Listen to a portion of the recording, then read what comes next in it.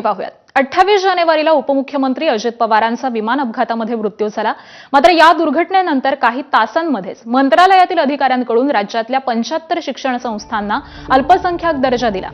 खरे तर ही प्रक्रिया गेल्या वर्षी ऑगस्ट पासून स्थगित होती।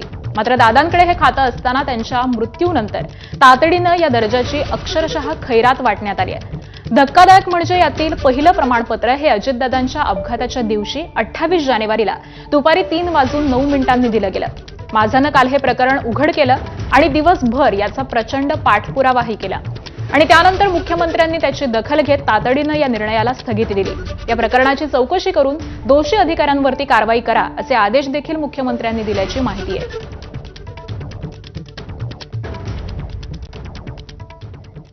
आणि एबीपी माझाच्या बातमीची दखल घेत अल्पसंख्याक विभागाकडून देण्यात आलेल्या 75 प्रमाणपत्रांच्या प्रकरणामध्ये चौकशीचे आदेश देण्यात आलेत। मात्र ही चौकशी नक्की कोणाची होणार आणि चौकशी नक्की कोण करणार हे स्पष्ट नाहीये। त्यामुळे चौकशीच्या नावाखाली चालढकल होत असल्याची शंका व्यक्त होते। अजित पवारांच्या अपघाती मृत्यूनंतर अल्पसंख्याक विभागाकडून देण्यात आलेली जी 75 प्रमाणपत्र रद्द करण्यात आली आहेत त्या सर्व प्रमाणपत्रांवरती अल्पसंख्याक विभागाचे उपसचिव मिलिंद शेणॉय यांची सही आहे आणि त्यामुळे या प्रकरणामध्ये मिलिंद शेणॉय यांची चौकशी होणार का हा प्रश्न विचारला जातोय। त्याबरोबरच अल्पसंख्याक विभागातील आणखी कोण कोण अधिकारी यामध्ये सहभागी आहेत हे देखील समोर येण्याची गरज आहे। त्यामुळे या प्रकरणातील सत्य राज्य सरकार समोर आणणार का याकडे सगळ्यांचंच लक्ष असणार आहे।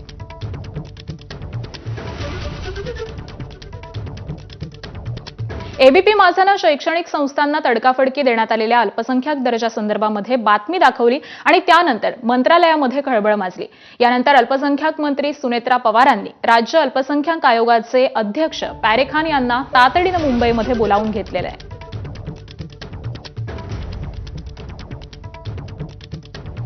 एबीपी माझाच्या बातमीनंतर अल्पसंख्याक मंत्री सुनेत्रा पवार यांनी अल्पसंख्याक आयोगाचे अध्यक्ष पॅरेखान यांना मुंबईला बोलावून घेतलेलं आहे। आपण बघू शकतो की ते नागपूर विमानतळावर दाखल झालेले आहे आणि मुंबईसाठी निघत आहे। सुनेत्रा पवार यांचा फोन आला तेव्हा नेमकं त्यांनी काय म्हटलं? उन्होंने मुझसे, उनके पीए ने मुझसे ये कहा कि भाई इस पूरी चीज़ का संज्ञान आपने लिया, अच्छा किया, इसकी जांच होनी चाहिए और जांच होने के बाद जो इसके जो लोग हैं उन पे कड़क से कड़क कार्रवाई होनी चाहिए। तुम्हाला बोलावून घेतलं, नेमकी त्यांना आता काय माहिती पाहिजे तुमच्याकडनं? क्योंकि मैं पिछले 6-8 महीने से स्कूलों पे काम कर रहा था, वो उनको पता है कि हमने नागपुर में एसआईटी बिठाई और जितने भी बोगस सालार आईडी वाले लोग थे उनको जेल भेजने का काम किया। उनका कहना ये था कि हमारे यहाँ इतना बड़ा अपघात हुआ, हम दुख की इस घड़ी में थे और इन लोगों ने ऐसा काम किया, तो उससे उनको बहुत बड़ा आघात पहुंचा है। काल मुख्यमंत्र्यांनी आदेश दिले, ज्या 75 संस्था आहे त्यांची मान्यता रद्द करण्यात आलेली आहे। या निर्णयाकडे कसं बघता आणि आणखी काय वेगळं अपेक्षित आहे मुख्यमंत्र्यांकडनं? नहीं, देखिए, मैं सबसे पहले महाराष्ट्र के मुख्यमंत्री श्री देवेंद्र फडणवीस जी का धन्यवाद देना चाहता हूँ कि उन्होंने इतने कम समय में इतना कड़ा एक्शन लिया और मैं उनसे डिमांड करने वाला हूँ कि इसकी जांच जो है वो सीआईडी से करवाए। और दूसरा क्या है कि ये संगठित अपराध की श्रेणी में आता है, क्योंकि इसमें स्कूल वाले भी मिले हुए हैं, संस्था संचालक भी मिले हुए हैं और दूसरा तुम्हारा क्या बोलते हैं, कुछ शिक्षण अधिकारी मिले हुए, कुछ मंत्रालय के लोग मिले हुए। तो इन पे मौकों की कार्रवाई होना चाहिए, तब दोबारा ये सब चीजें बंद होगी।